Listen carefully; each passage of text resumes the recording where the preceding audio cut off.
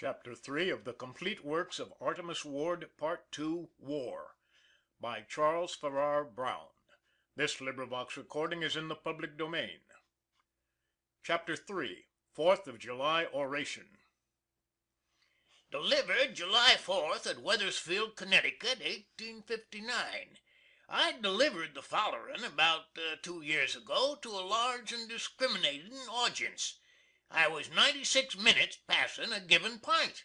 I have revised the oration and added some things which makes it appropriouser to the times than it otherwise would be. I have also corrected the grammars and punctuated it. I do my own punctuatin' nowadays. The printers in Vanity Fair office can't punctuate worth a cent. Feller Citizens, I've bin honored with an invite to norate before you today, and when I say that I scursely feel ekal to the task I'm sure you will believe me. Weathersfield is justly celebrated for her onions and patriotism the world over, and to be axed to pause and address you on this my first professional tour through New England causes me to feel, I may say it causes me to feel. Great applause. They thought this was one of my eccentricities, while the fact is I was stuck. This is between you and I. I'm a plain man. I don't know nothin' about no dead languages, and am a little shaky on livin' ones. Therefore expect no flowery talk from me. What I shall say will be to the pint, right straight out. I'm not a politician, and my other habits are good. I've no enemies to reward, no friends to sponge, but I'm a Union man.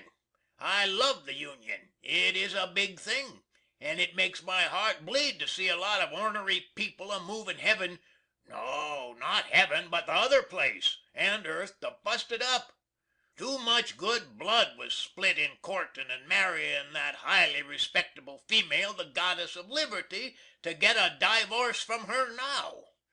My own State of Injianny is celebrated for unhitchin' married people with neatness and dispatch, but you can't get a divorce from the Goddess up there. Not by no means.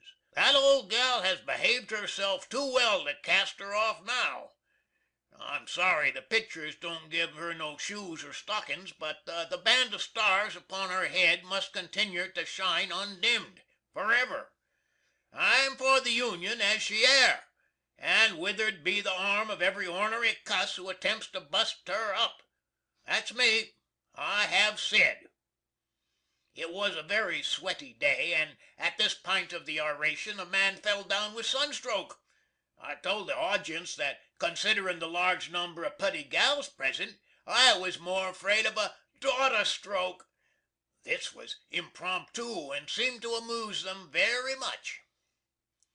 Feller Citizens, I ain't got time to notice the growth of America from the time when the Mayflowers come over in the Pilgrim and brought Plymouth Rock with 'em, but every schoolboy knows our career has been tremenjus. You will excuse me if I don't praise the early settlers of the colonies. People which hung idiotic old women for witches, burn holes in Quakers' tongues, and consign their feller critters to the treadmill and pillory on the slightest provocation, may have been very nice folks in their way, but I must confess I don't admire their style, and will pass them by. I suppose they meant well, and so, in the novel and fiction language of the newspapers, peas to their eshes. There was no discount, however, on them brave men who fit, bled, and died in the American Revolution. We needn't be afraid of setting them up too steep. Like my show, they will stand any amount of praise. G. Washington was about the best man this world ever sot eyes on. He was a clear-headed, warm-hearted, and stiddy-goin' man. He never slopped over. The prevailin' weakness of most public men is to slop over. Put them words in large letters. A.W. They get filled up and slop. They rush things. They travel too much on the high pressure principle. They get on to the first poplar hobby horse which trots along, not carin' a cent whether the beast is ever goin'. clear sighted and sound, or spavined, blind, and balky. Of course they get throwed eventually, if not sooner. When they see the multitude goin' it blind, they go pell-mell with it, instead of exertin' theirselves to set it right. They can't see that the crowd which is now bearin' them triumphantly on its shoulders will soon discover its error, and cast them into the hoss pond of oblivion, without the slightest hesitation. Washington never slopped over. That wasn't George's style. He loved his country dearly. He wasn't after the spiles. He was a human angel, in a 3-cornered hat and knee breeches, and we shan't see his like right away. My friends, we can't all be Washingtons, but we can be patriots and behave ourselves in a human and a Christian manner. When we see a brother going downhill to ruin, let us not give him a push, but let us seize right hold of his coat tails and draw him back to morality. Imagine G. Washington and P. Henry in the character of secessors. As well fancy John Bunyan and Dr. Watts in spangled tights doing the trapeze in a one-horse circus. I tell you, feller citizens, it would have been $10 in Jeff Davis's pocket if he'd never been born. Be sure and vote at least once in all elections.